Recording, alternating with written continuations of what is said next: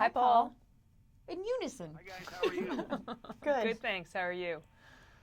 Good. Now, Kenji's been pretty brazen about talking about the fact that not only did you get renewed for season 2 before you even aired, but that the show could go on for 10 years. And I'm wondering, when you first picked up the very first script, did you think you might be spending the next 10 years with this character and these people? Well, I tend not to try and think much further beyond the scenes that I'm shooting during that day. Otherwise, I get a little bit cuckoo. So, I don't know. I love doing it, and we'll see what happens. Well, that's funny that you say that. So you can't really go beyond where your character is at the given moment that you have her. You can't really look into the future, is what you're saying. Yeah. I sort of stay where her feet are.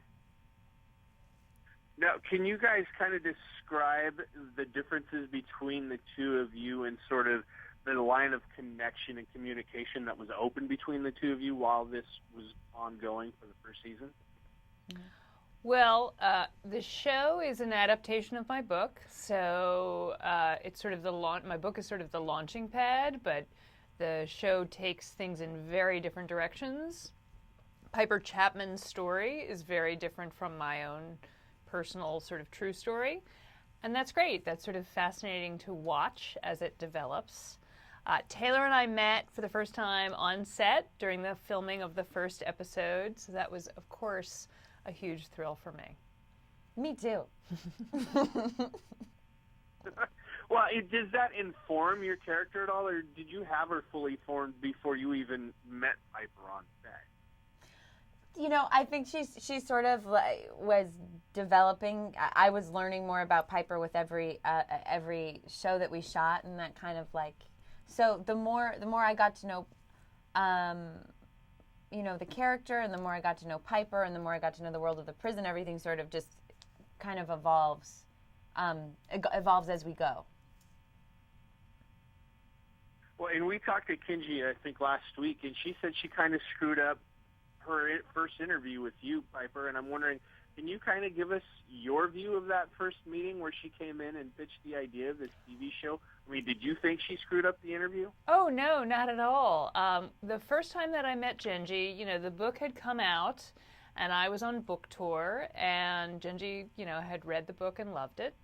And so we sat down and met and just had lunch and chatted, and Jenji had, I don't know, it seemed like 1,000 questions, just question after question after question, and almost all of those questions were about day-to-day life sort of behind prison walls. And so I thought that was great. It was really clear to me that what she was interested in was creating a show that would depict who is in prison in a new way and why they're there, what happened, like what were their pathways to prison, and what really happens to them there on a day-to-day level. And that was thrilling to me. So I don't think that she put a foot wrong in that first meeting.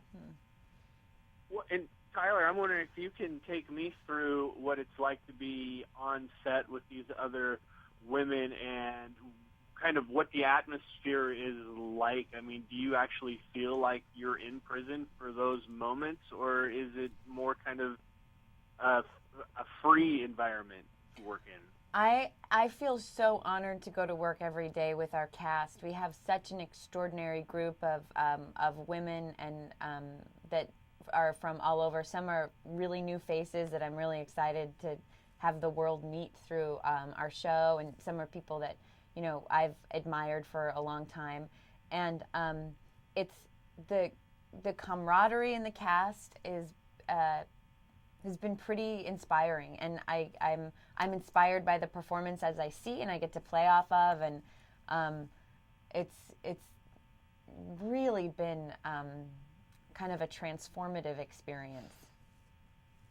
Well, and, I'll ask my last question before I run out of time. I want to know if you can take me to the very last episode, which will be available tomorrow. I watched Hit and Miss and The Fall back-to-back on Netflix this past week, and both of those ended with just like excruciating cliffhangers where if you sit and watch all the episodes, you want to see what happens next, and you can't. I'm wondering, how did you guys end this season of this series?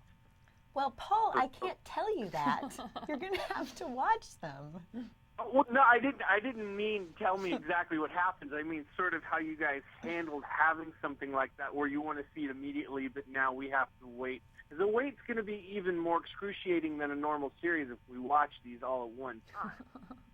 I'm wondering how you the thought process that went into it, not what happens on screen. Can you tell me a little bit about that in terms of creating a cliffhanger that's even more worse for the audience?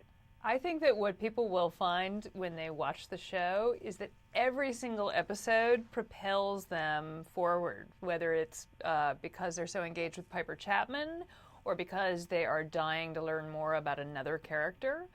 And I think by the time you get to episode 13, Piper Chapman has changed a lot, and she's discovered a lot about herself. And I think it leaves the audience in a very interesting place.